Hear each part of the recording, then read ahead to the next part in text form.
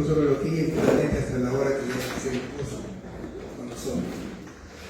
Entonces vamos a ver que la respuesta fisiológica a los genitales masculinos a la estimulación sexual incluye tres etapas de lo que es la respuesta sexual masculina, ¿no? Tenemos la erección del pene, la que corresponde a la fase de excitación, la eyaculación, que tiene que ver con el orgasmo, la parte clímax, y la detumescencia, que tiene que ver con el periodo de resolución, y de ahí ya viene el periodo prefrontal.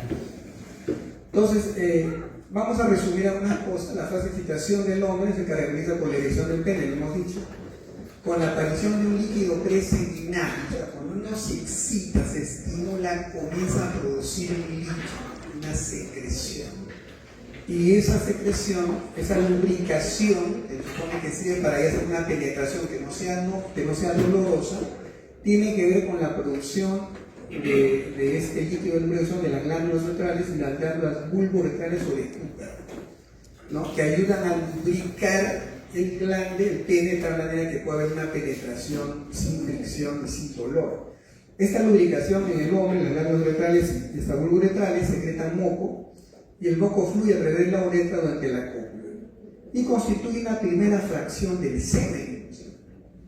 Se ha visto que este líquido preseminal puede contener espermatozoides. ¿Por qué? Porque de repente ha habido una eyaculación previa y han quedado espermatozoides en el trayecto. Entonces, cuando hay líquido preseminal, esos espermatozoides que quedaron van a salir. Por eso que el coito interruptus, el método del coito interrumpido, no es un método seguro de planificación familiar. Porque durante esta etapa y en este líquido preseminal pueden haber espermatozoides, puede producirse una fecundación en embarazo. La eyaculación es un proceso neurobiológico que hemos visto que consiste en la expulsión del semen a través del pene durante la fase del orgasmo. Y se produce como resultado de una serie de contracciones musculares y la coordinación de los sistemas nervioso central y periférico. O sea, para que el semen pueda salir eyaculado, tiene que haber contracciones musculares. Acá vemos los músculos bulbocoposos, los bulbocavernosos, o isquiocavernosos, perdón, que se van a contraer también para facilitar la expulsión del semen. Vamos a ver que la eyaculación se presenta o tiene dos fases. Una que es la emisión y la otra que es la expulsión. Comenzaremos por la emisión. La emisión consiste en la formación y acumulación en la uretra prostática del llamado cóctel seminal. ¿Por qué hablamos de un cóctel? Porque la eyaculación no solo son espermatozoides, sino también es plasma seminal. Ya hay que entender, por eso se habla de un cóctel, de un combinado de diferentes elementos. Y eso de esta emisión, donde está en la uretra prostática, o sea, a nivel de donde está la uretra, a nivel de la próstata, aquí vamos a tener el cóctel ya seminal listo, y producido por la contracción de los órganos que proporcionan sus ingredientes, que vamos a ver que son vesícula seminal, próstata, conductos deferentes, ¿no? Y todo esto va a ir acompañado del cierre del cuello de la vejiga urinaria. ¿Ya? O sea que, a ver, quiero que me entiendan. Normalmente nosotros tenemos un esfínter uretral interno que cierra el pasaje de la orina que viene de la vejiga hacia la uretra, que hay un esfínter interno y un esfínter externo. El esfínter uretral interno es involuntario y el esfínter uretral externo es voluntario. O sea, tú puedes, por eso, cuando tienes ganas de ir al baño, de miccionar, tú puedes aguantar, puedes retener, porque es voluntario. Pero el esfínter uretral interno es involuntario. Por lógica, piensen con lógica, si se produce el cóctel seminal acá, ¿qué está más cerca, la vejiga o el meato uretral? La vejiga. Entonces, si acá comienza la eyaculación y no hay ningún impedimento, ¿para dónde se iría el semen? ¿A la vejiga o al meato uretral? A la vejiga, por proximidad. Pero para que eso no ocurra, cerramos el esfínter uretral interno, o sea, bloqueamos la entrada del semen hacia la vejiga. Eso dice acá. Entonces vamos a ver que hay un cierre del cuello de la vejiga urinaria, que es el esfínter interno, durante la emisión, y la fase de emisión viene a durar más o menos entre 5 a 20 segundos, esto es en segundos nomás, y se acompaña una sensación de inminencia e inevitable eyaculación. O sea, tú ya sientes que ya se viene sí o sí, estás en la etapa de la emisión. Ya se cerró el esfínter ventral interno, el cuello de la vejiga urinaria, que es lo mismo, y pasamos a la expulsión. Entonces, la expulsión consiste en la propulsión del semen de modo pulsátil, porque es por pulsos, a lo largo de la uretra hacia el exterior, a través del meato uretral, y se debe a la acción del bombeo producida por la contracción intermitente sincrónica de los músculos bulbo esponjoso o bulbo cavernoso del disco cavernoso. Eso se contrae y comienzan a pulsar la expulsión. Y vamos a ver que más o menos esto va a demorar, antes de eso, no solamente estos músculos se van a estimular, también los músculos del suelo pélvico, ¿ya? Todo lo que es los esfínteres, sistemas urinarios y anal, todo eso se van a estimular durante la expulsión. Por eso que hoy en día se está hablando que cuando hay disfunción eréctil se debe de practicar, de ejercitar los músculos del suelo pélvico, ¿no? Y ahí está, ya lo que dijo el compañero, los ejercicios de Kegel, que van a fortalecer toda la musculatura pélvica, y eso también va a ayudar a controlar problemas de disfunción eréctil en el varón. Ya tiene que ver con eso. Entonces, vamos a ver que de unos 8 a 12 segundos, tras la expulsión, se relaja la porción superior de la próstata y el cuello vesical, observando entonces el paso. Miren, estos son los 8 o 15 segundos de la expulsión, ya que es cuando ya viene la fase orgásmica, ¿ya? Pero después, 8 segundos después de la expulsión, o sea, ya terminó la eyaculación, se relaja la porción superior de la próstata y el cuello vesical, observando entonces el paso a la vejiga, hay una pequeña fracción del eyaculado remanente a la uretra próxima. O sea, como ya el esfínter se relaja, puede pasar parte del semen a la vejiga. Eso es lo que está diciendo, que se cerró inicialmente para que el eyaculado vaya hacia el meato uretral. Entonces vamos a ver que este reflejo eyaculatorio está en función de una inervación periférica. Vamos a ver que hay aferentes sensoriales que son generados por la estimulación repetida de los mecanorreceptores de la piel, del pene, prepucio y glande, especialmente su color diferido prepucial. O sea, acá todo es vía ya reflexor, contacto.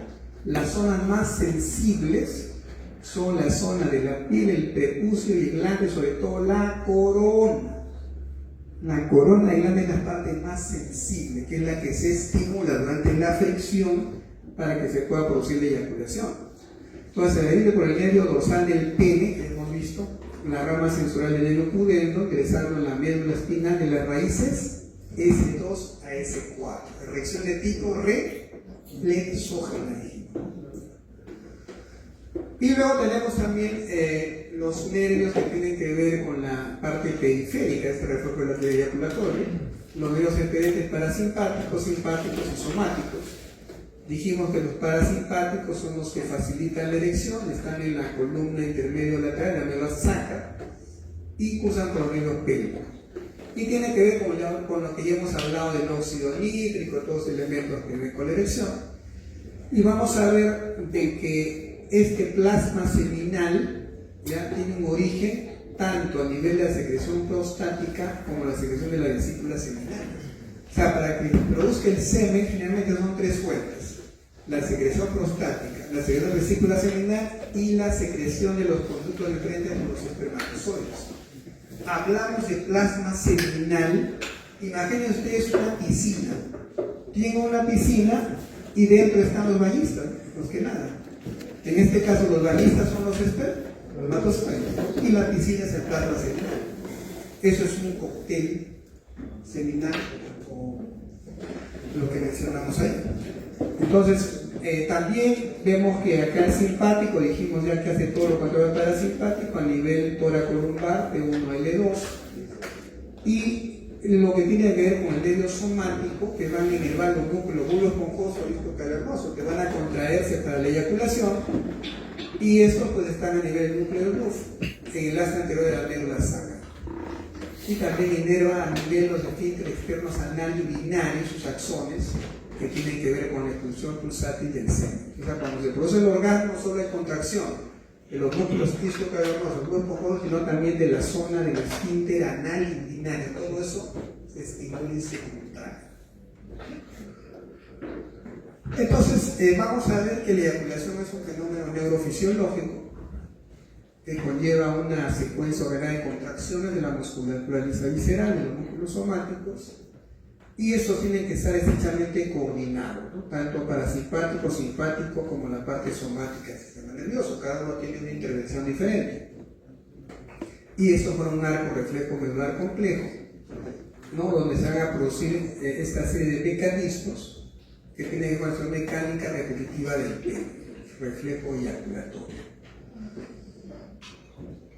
Entonces también va a intervenir acá el sistema nervioso central con una regulación cerebral, donde vamos a ver que existen áreas cerebrales que están relacionadas con la eyaculación, que facilitan unir en el reflejo eyaculatorio. Esto se ha visto en animales, en ratas, cómo intervienen.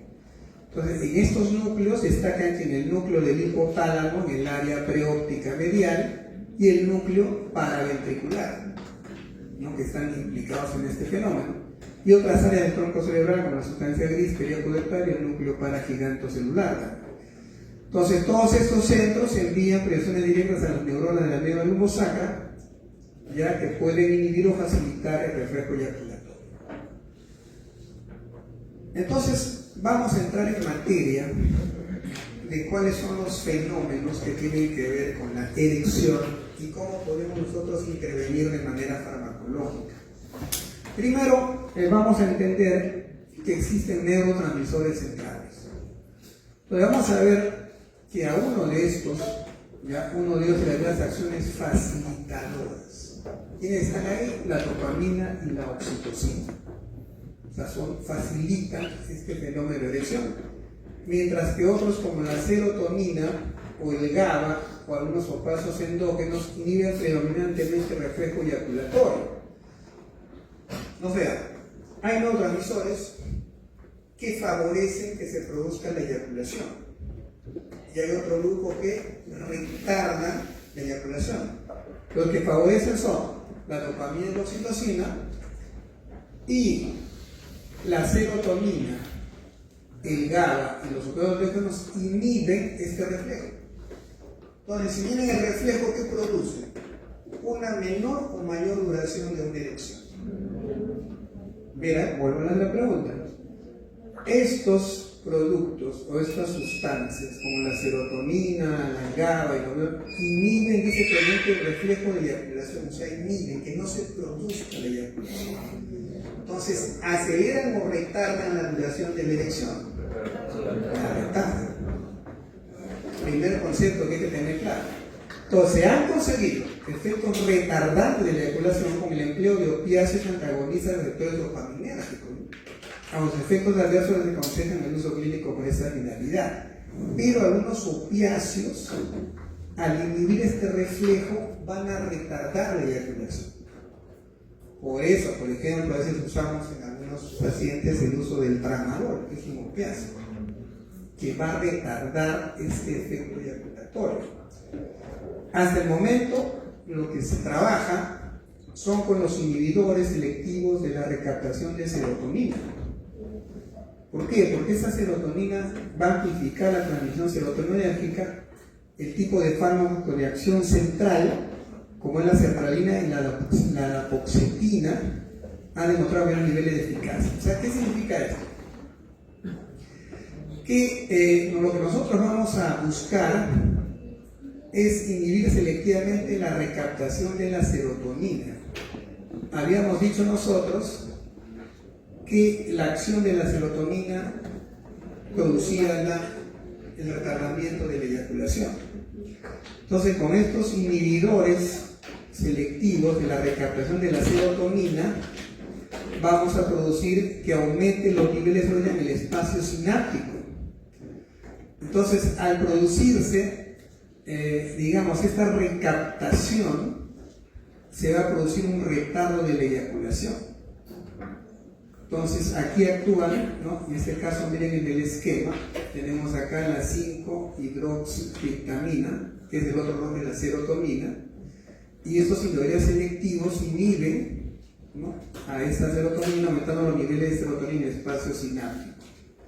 Entonces, en conclusión, si nosotros evitamos la recaptación de la serotonina, vamos a retardar la eyaculación. Entonces, ¿qué productos inhiben esto? Acá tenemos la sertralina y la dapagliflozina.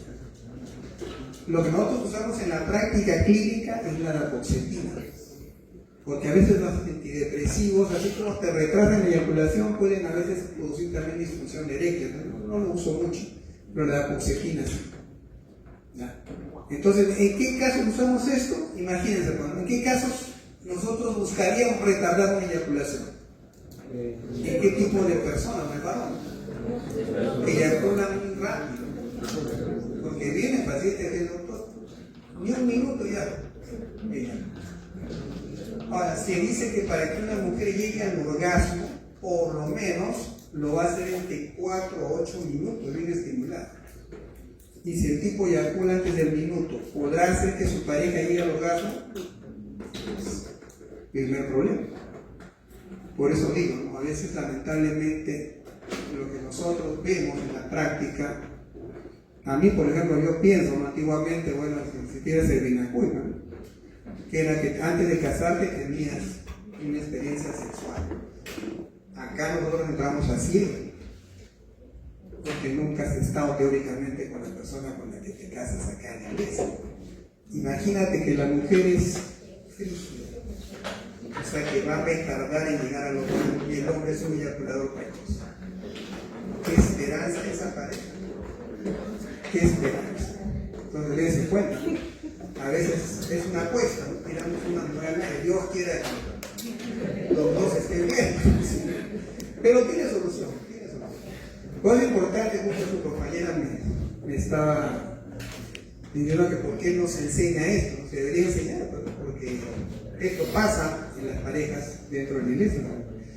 Bueno, entonces ese es el tema. Entonces vamos a ver que es una patología que es la eyaculación precoz. Entonces, vamos a ver el momento real. La eyaculación persistente y recurrente en respuesta a una estimulación mínima, antes, durante o poco tiempo después de la penetración, y sobre todo mucho antes que la persona lo desee. O sea, no lo puede controlar. Trata, pero se le viene. Entonces la eyaculación a una estimulación mínima ya está eyaculando. El tiempo de latencia intravaginal, así se conoce técnicamente, el tiempo de latencia intravaginal hasta la eyaculación, o el ILT, se conoce por medio normal entre 3 a 7 minutos. O sea, normalmente deberían durar este periodo. Ahora, los que pasan eso, pues, adiós, gracias, ya tienen una ventaja.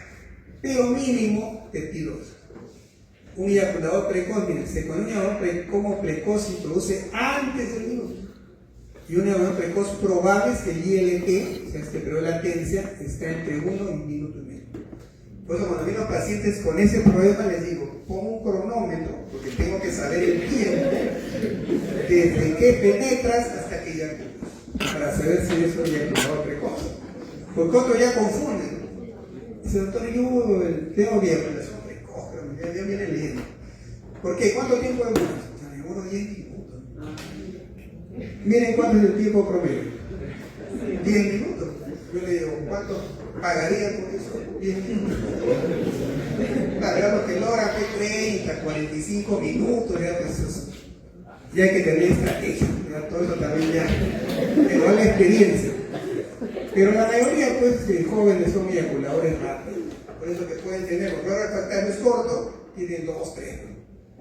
Pero cuando le da avanza ya no es cantidad, sino es calidad. Y puede durar más de esto, ¿no? Pero todo esto ya es experiencia. Entonces usamos este producto que es la dapagliflozina, ¿no?, que habíamos dicho retrocediendo, que era un inhibidor selectivo de la recaptación de serotonina. Acá estamos. Y se comporta como un inhibidor de la recaptación de serotonina que va a incrementar, por tanto, los efectos de la serotonina.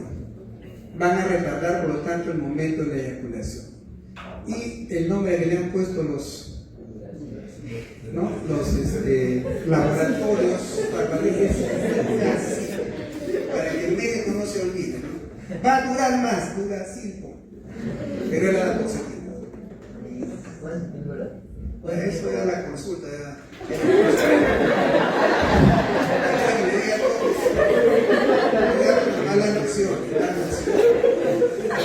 Bueno, ahora pasaremos a ver lo que es la disfunción eréctil. Hablaremos de la disfunción eréctil que tiene que ver con la impotencia. Toda la disfunción eréctil o impotencia es la incapacidad de lograr mantener una erección suficientemente firme como para tener una relación sexual satisfactoria. Y se puede clasificar en dos tipos según su origen. Puede ser orgánica o puede ser psicológica. Justo me preguntaba un compañero de ustedes. La orgánica puede ser secundaria a lesiones vasculares, en un 60-80% de pacientes, las neurológicas a un 10-20% y hormonales de un 5-10%. Estas orgánicas generalmente son frecuentes en personas mayores, estoy hablando más o menos de 40 en adelante. Son problemas de disfunción orgánica. Y luego vienen las psicológicas, debido a una disfunción del mecanismo eréctil, los factores psicológicos sin problemas físicos. Y se producen en gente joven como usted. Me importa bien, un muchacho de 20 años con disfunción eréctil, yo tengo que pensarlo. ¿Será orgánico o será psicológico? Más probable que sea psicológico. Depende del tipo, está deprimido, está ansioso, o toma medicamentos por algún problema de tipo psicológico, entonces le produce impotencia. Pero lo que vamos a ver es la de tipo orgánica. Miren acá, los que tienen lesiones vasculares, 60-80% de pacientes. Los que tienen problemas neurológicos, 10-20%, los que tienen son hormonales, 5-10%. Entonces, generalmente, lo que nosotros vemos, y eso lo adelanto porque lo vamos a ver en la clase de disfunción eréctil, casi el 50% de pacientes diabéticos sufren de disfunción eréctil. Porque la diabetes mellitus compromete la parte nerviosa y vascular. Y dijimos que la erección es un fenómeno neurovascular. Entonces, desde que entra un paciente y me dice, doctor, yo soy diabético, le pone la cruz. No vas a poder tener una buena erección por el problema que tienes. Pero cuando está descompensado, también el paciente puede volando en glucosa. Una glucosa normal, ¿hasta cuánto llega?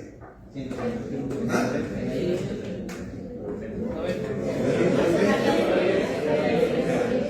Hasta 120, no te molestan, es 130. A 110 pone. En ayunas me dicen 110. No te va a diabetes, es normal. Glucosa 110. Si es un diabético con tratamiento, o sea que recibe medicamentos y eventualmente respeta su dieta, que es todo un drama, con 140 está controlado. Para mí. 140 está bien controlado. Pero vienen diabéticos que te dicen, doctor, mira, ¿cómo te detectaron? A mí me detectaron diabetes hace 5 años.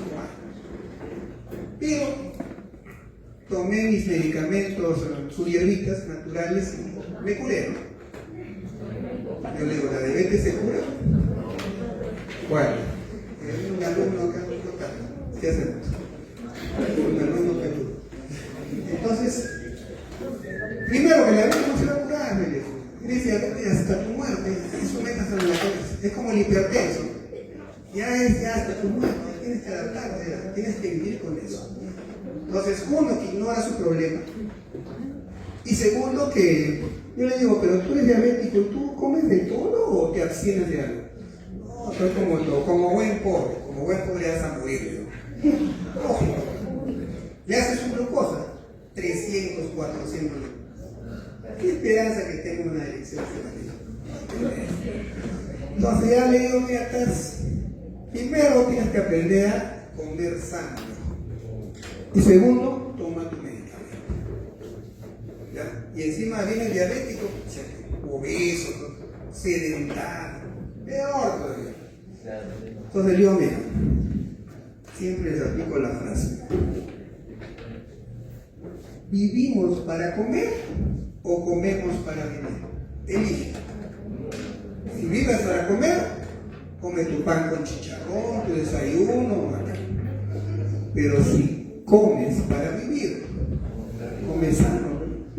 Por ejemplo, la dieta mediterránea es un asco. pero es saludable. Pero la dieta peruana que rico es, la comida peruana, pero es la que peor te trata físicamente. Por eso siempre recuerdo. Entonces, ya esto lo hemos visto, lo repito nuevamente, miren acá. El óxido nítrico, esto no es la guanilato ciclasa, la conversión de GTP en GMP cíclico, vimos que activa la proteína quinasa, disminuye la concentración de calcio y produce la radiación. Y la fosfodiesterasa va a degradar el GMP cíclico y es el ciclo de acción de los medicamentos inhibidores de la fosfodiesterasa, que es el sildenafilo y el tadalafilo más conocido. Entonces hablaremos del sildenafilo. El mecanismo de sueño de los unión selectivo de la fosfodiesterasa 5, que es una enzima que actúa específicamente degradando al guanosino los platos cíclicos, GMP cíclico. Y esta fosfodiesterasa tipo 5 es la responsable de la degradación. Entonces, si nosotros logramos inhibir a esta enzima, a la fosfodiesterasa, vamos a mejorar los niveles de GMP cíclico, por lo tanto, la acción del ácido nítrico va a ser más sostenible. Tratamiento para infusión eléctrica. Entonces, puedes saber que el sildenafilo es 4000 veces más activo sobre la fosfodiesterasa del tipo 5 que sobre la fosfodiesterasa del tipo 3. ¿Y cuál es la diferencia? No es el número nada más. Miren, esto es importante, ¿por qué? Porque la fosfodiesterasa del tipo 3 está implicada en ¿qué? En el control de la contractilidad cardíaca. ¿Ah? Entonces, si yo inhibo a esta, ¿qué puedo producir? Un infarto. Por eso que no es recetar por recetar. Tienes que proteger sus antecedentes. Si es coronario, no le puedes dar miedo, lo vas a matar. Y te van a la cárcel por uno. Eso tienen que pensar y saber. Entonces, este no solo actúa sobre esta tipo 5, la tipo 3, esta tipo 3 es malo. Malo para el paciente que le niegas. ¿Cuáles son las contraindicaciones? Tenemos acá, de entre todas, un paciente que ha hecho antecedente coronario o que sufra de hiper o hipotensión, arritmias o que haya tenido un infarto o un miocardio. Esta es la más crucial de todas las que haya, toda esta lista. Pero esta es la que ustedes no deben olvidar, por lo cual está contraindicado. El paciente va a tener infarto o miocardio, debe ser no le puede dar. Ahora, interacciones acá dentro. Ese sildenafilo, ¿con qué fármacos interactúa y te puede producir problemas? Mira, con drogas antihipertensivas, si no es la enzima hepática, esto como P450, nitrato, nitroglicerina, inductor de enzima hepática, el citocromo P450. Esta nitroglicerina, este nitrato, es conocido como el nitrato de isosorbida.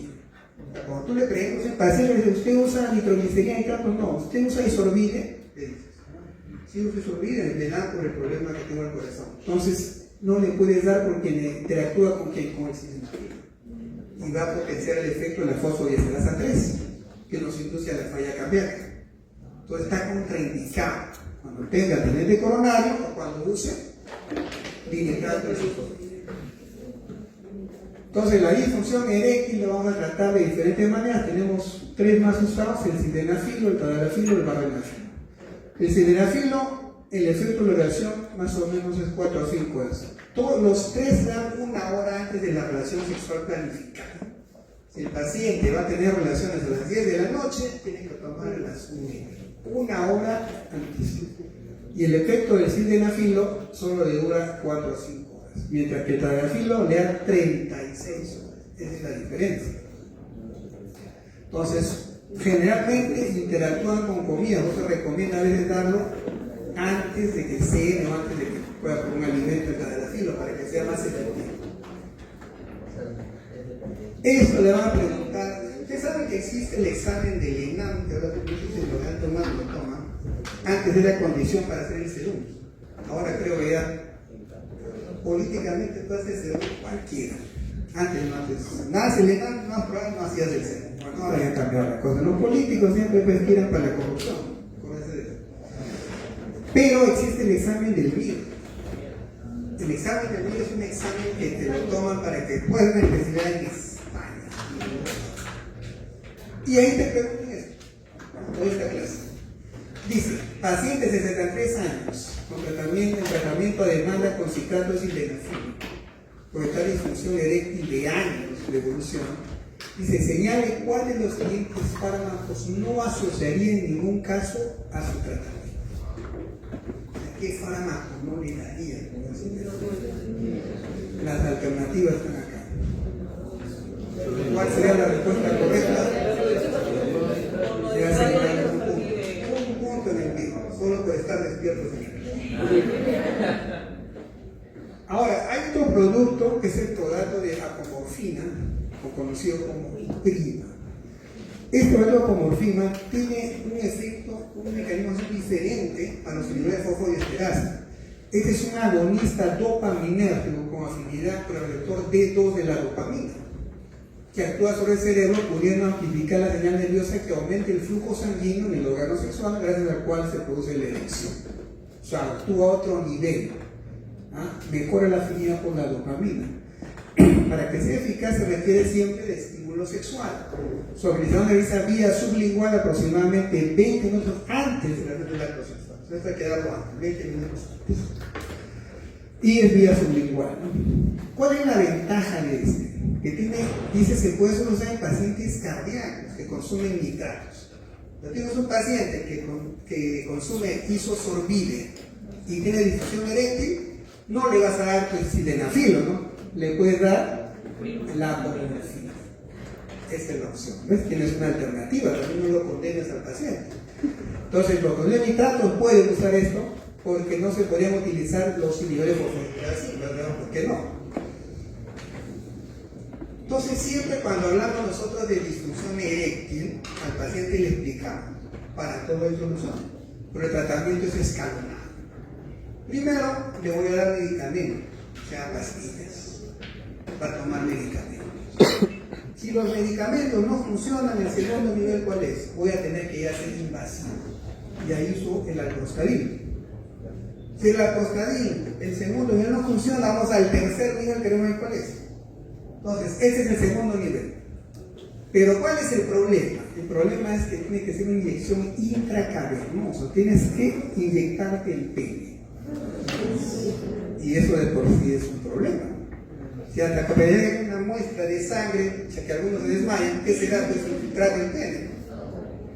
Pero bueno, es la única alternativa. Entonces, el mecanismo de acción del alprostadil inhibe la actividad alfa-1 adrenérgica, o sea, la actividad vasoconstrictora, lo mismo que la erección es vasodilatación, sobre el tejido del pene y produce un efecto relajante sobre el músculo liso cavernoso, la inyección de alprostadil. ¿Ven ahí la técnica? Inyectándose. Bueno, ahora también se puede instilación enduretral, que es menos traumática, pero menos efectiva. La erección se inicia en un 60-80%, hay que aprender la técnica, hay que explicarle al paciente la técnica de aplicación. ¿Y los efectos adversos cuáles son? O sea, nos vamos de uno al otro lado. Este no tenía, ahora tiene 3 horas, 4 horas, no sabemos. Hay que tener cuidado. Bueno, luego también hay dispositivos ya de contracción al vacío, que es una banda de constricción que se usa por 30 minutos, ¿no? Que puede cambiar la coloración del pene a temperatura, una reducción de la sensibilidad y dolor también al eyacular te puede producir. Pero puede ayudar a que logres una erección, estos dispositivos. Entonces estamos en el segundo nivel, que ya es intervencionista. Y finalmente, si no hay solución, ni medicamentos, ni esos procedimientos, pasamos al nivel que es una prótesis. Bueno, ya es el último. Ya no hay solución, prótesis. Con eso sí o sí funciona, pero ya es una cosa muy artificial. Todavía hay tipos de prótesis, semirrígidas, duras, inflables, de todo tipo. Esta es la que más usan los pacientes. No tienen un insuflador acá al lado del pene, lo insuflan como si fuera echarle aire a una llanta, y luego cuando terminan lo descargan. Sobre esto preguntaron en el 2007. ¿Qué dice Pirro? Un varón de 68 años de edad, miren la edad, con antecedentes de hipertensión arterial, infarto o el miocardio, o sea, es por nada. El tratamiento con monounidad isosorbide, ¿verdad? Sí, isosorbide, nitratos. Consulta por el cuadro de disfunción de erectil. de 2 años de evolución. ¿Cuál de las actividades terapéuticas estaría contraindicada? Es hormonal. Y encima usa isotoniina. Ahora, ¿qué dicen las alternativas? ¿Para que se lanza?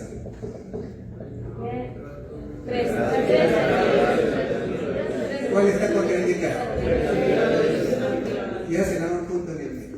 Pueden hacerlo en el español. Gracias. Entonces tenemos ahí, ahora viene el otro tema, un eréctil producto de una causa hormonal. Cuando nosotros hacemos evaluación de difusión eréctil, aparte de que dijimos el ecodoppler, que es para ver la circulación del pene, también le hacemos un dosaje de testosterona. Puede haber una deficiencia androgénica, o sea, el paciente puede tener una baja de testosterona que está produciendo la disfunción. Yo tengo pacientes que, sobre todo cuando ya tienen un síndrome metabólico, estoy hablando de alrededor de 50 años, que les receto testosterona, exógena. Pero hay que saber usarla, porque el riesgo de la testosterona, si bien es cierto, te potencia la erección, pero te puede inducir al cáncer de próstata. Entonces, ahí viene la clínica, tienes que evaluar, a quién le das y a quién no le das. Y justo viene la pregunta que hizo un compañero de ustedes, con respecto a lo físico, turistas. Bueno, vamos a ver esto acá. Entonces, miren, en estos pacientes un eréctil de causa hormonal, la principal causa tiene que ver con un déficit de la testosterona, que es un descenso, le produce un descenso del deseo sexual. Acá viene la pregunta. Entonces el paciente dice, no tengo erección. Digo, pero tienes ganas de tener relaciones. Hay que explicarle la idea, hay una cosa en libro de erección. Depende como que no te entiende. Hay que hablarle de manera didáctica. Si tú ves una chica de 18 años, 90, con un shortcito pegadito ahí que muestra todo, ¿te daría ganas de tener relaciones? No, ese tiene probablemente eso. O sea, ya se afectó la línea. ¿Por qué? Porque la testosterona te produce, no solamente te falta que si no ya tienes ganas de tener relaciones. Entonces, miren, actualmente también con déficit de testosterona podemos administrar lo que le falta. O sea, la hormona en forma de gel, parche o inyección. Acá hay varias formas de dar, menos traumáticas. Más o menos el 10% de los hombres mayores de 40 años padecen síndrome de déficit de testosterona. Se supone que es un descenso del deseo sexual, una patología de solo asociada a la edad, pero que ahora se puede tratar para evitar que también provoque otros problemas físicos. ¿Por qué? Porque la testosterona no solamente te facilita la erección, te facilita muchas cosas.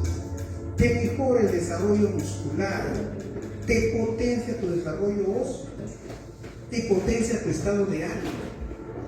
Cuando ves la paciente testosterona, dice, doctor, ahora me siento mejor, ya. O sea, tiene otro más optimista, que habla cosas, ¿no? Y si va a ejercitarse, le salen los músculos.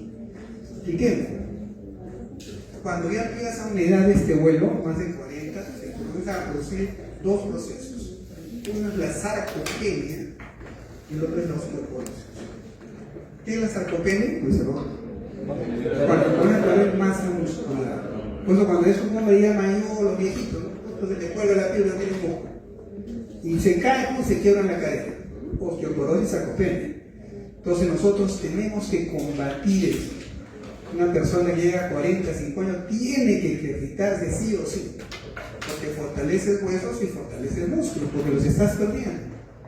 Y aparte eso potencia tu testosterona. O sea, tu desarrollo muscular potencia la testosterona. Pero gente la repetición. Tiene todo gordo, sedentario, no tiene erección. Vaya al gimnasio, come sano, como guapeo, ¿no? Anda, hace una potencia, levanta pesa, rómpete la fibra muscular para que veas cómo tu entrenador va a mejorar. Eso les ayuda. Y les digo a ustedes lo mismo, ejercicios. El ejercicio es fundamental. La alimentación es fundamental. Y los hábitos de vida saludables. Nada de drogas, alcohol, vicio, marihuana, cochinadas, nos van a perjudicar. Y el sobrepeso. Ustedes no pueden estar acá obesos, ¿sabes? Yo veo ahí, uno voy a ver un mal pronóstico. Si este ya está engordando, cada 10 años te van a explotar. Y aparte el médico tiene que dar el ejemplo con su aspecto físico. O sea, tienes que pecar por precepto y por ejemplo. ¿Cómo le dices a un paciente impotente, señor, tiene que bajar de peso si tú estás como doctor seguro? Eso lo digo claro. Obviamente, pues, tú tienes que demostrar tu físico. Yo tengo colegas así que están peor, les agarró está pero de contra obeso, y le dicen al paciente, no, pero tú tienes que dejar de comer esto, lo otro. Pero el paciente lo va a escuchar.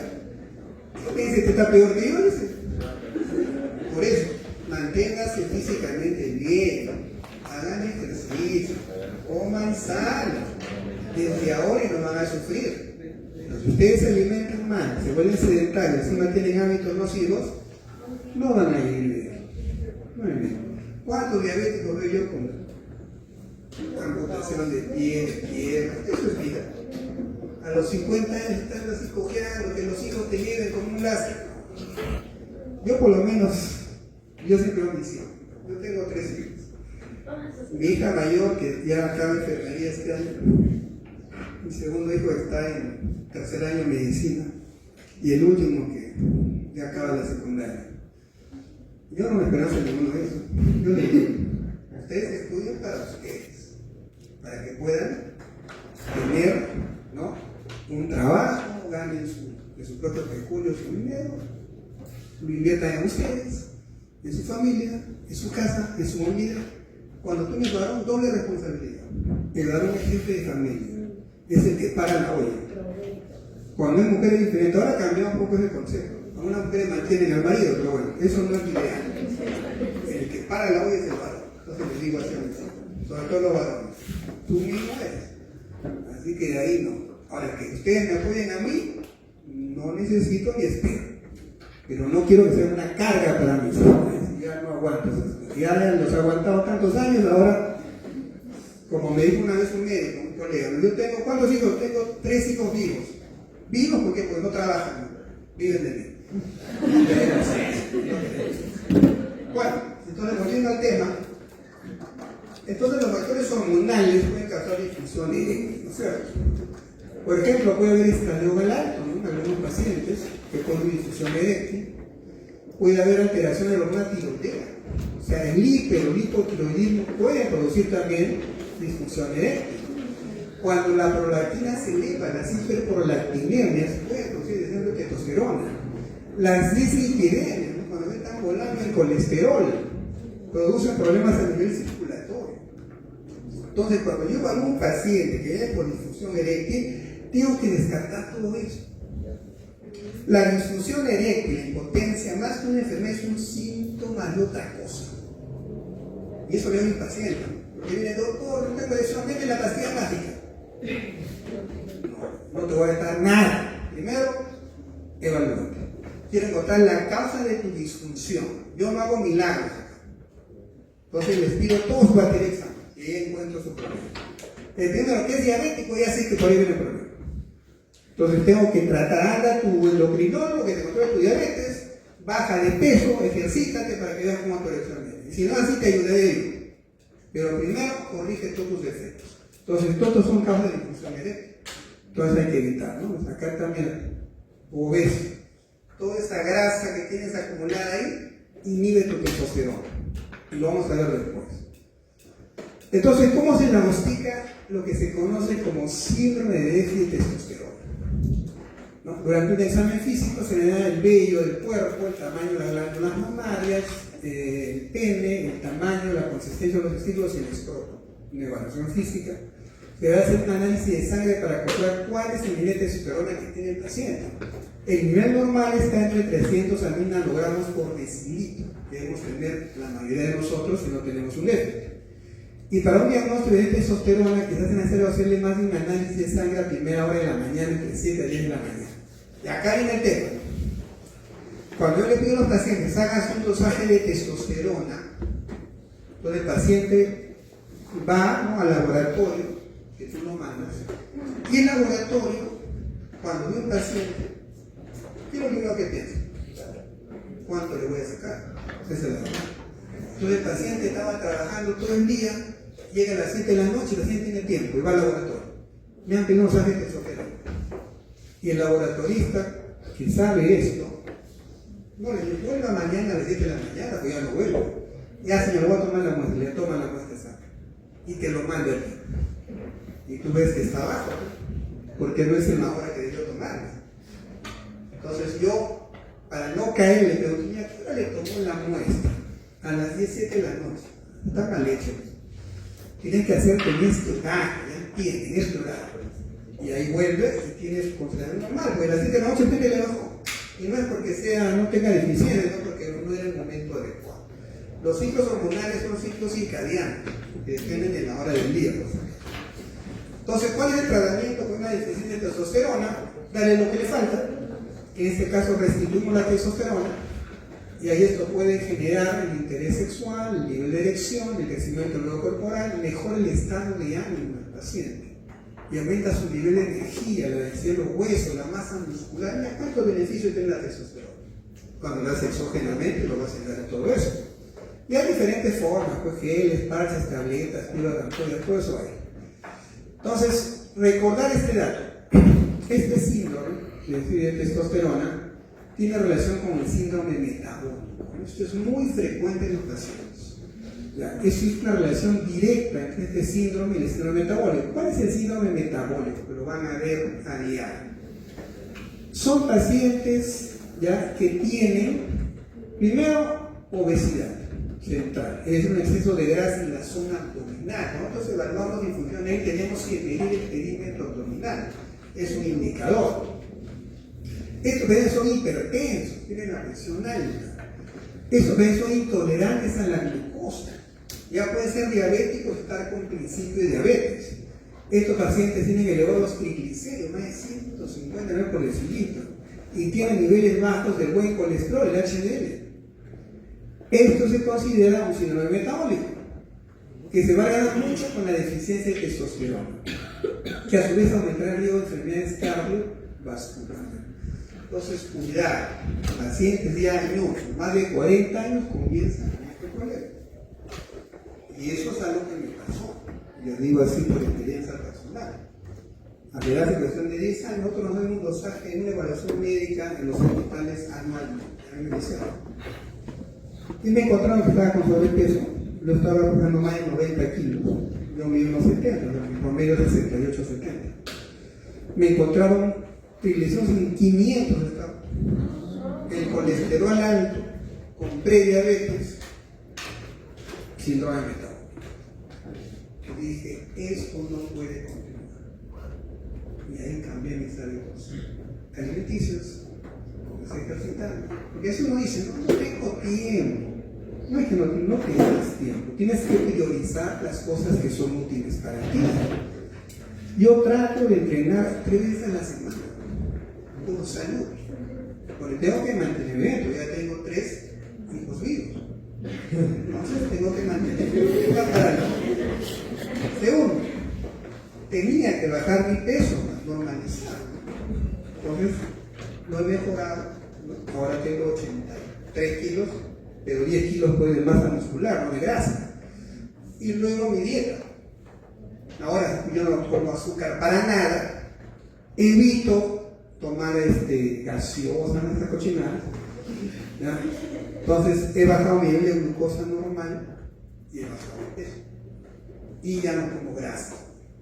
Nada de fritura, lo mínimo, ¿no? Porque si tú vas, por ejemplo, a una pollería, yo a veces por el problema de tiempo pido un delivery, no me trae nada de kiwito, no me trae. Medio kilo de papas y un poco de pollo. Yo la papa la boto. Peor si te traen el otro, pides un churrasco a los pobres, te traen medio kilo de papas, medio kilo de arroz y un huevo frito así, y un churrasco. Entonces tú tienes que saber qué comer, lo que no se bota a lo mejor, porque ¿qué te alimentas? Y hay unos que se lo comen todititos, puro carbohidratos refinados. El arroz blanco hace crecer la próstata. La papa frita, fatal. Cuando la papa está cruda, es buena, pero cuando la fría se vuelve un carbohidrato. Y fatal. Entonces, tienen ustedes que aplicar el conocimiento de la nutrición en su propia vida. Ya digo que hay que actuar con precepto y por ejemplo. Entonces la gente nos ve. Y nos va a hacer caso si nos ve bien, no ve bien. Yo por eso cuando veo pacientes impotentes, con ese método yo los guardo. Y a mí no me todo eso es lo que va. Entonces le digo nuevamente el refrán, o vives para comer, o comes para vivir. Tú eliges. Así de puro. Porque a mí no me puede tratar, no, si no lo guapeo. Ya me conocen, salen así como encima. Y las esposas, ya ven, yo te he dicho, le digo, dale caso a la señora. Bueno, en conclusión, en pacientes con sospecha de síndrome metabólico debe desarrollar un estudio hormonal con determinado de testosterona y puede ser un síndrome de déficit de testosterona en esos pacientes con los síntomas concomitantes y van a requerir un tratamiento sustitutivo. Y aparte de eso, el alivio de deseo sexual se asocia con la insuficiencia cíclica. El alivio aumenta el metabolismo aeróbico, el fortalecimiento muscular de forma regular. O sea, por eso cuando tú desarrollas músculo, potencia tu testosterona. Por eso, cuando los pacientes hagan ejercicio de potencia, cuando tú vas a hacer ejercicio de resistencia, de resistencia cuando tú corres, esa resistencia cardiovascular, pero potencia y levantar peso, músculos. Entonces, eso hay que recomendar a los pacientes. ¿Perdón? ¿Los dos funcionan o hay uno más? No, puedes hacer los dos, pero me refiero a ese paciente le conviene más hacer potencia. Ahora, si tú quieres tener tu pichanga toda, también resistencia, que corres tú la vuelta a la universidad, puedes hacer las dos cosas, ¿no? Pero para esos pacientes, principalmente potencia. Entonces, esto va a mejorar su nivel de testosterona y aumenta su deseo sexual, sus erecciones nocturnas y la frecuencia de sus relaciones sexuales. Ya, entonces, finalmente, esa es la idea. Bueno. Falta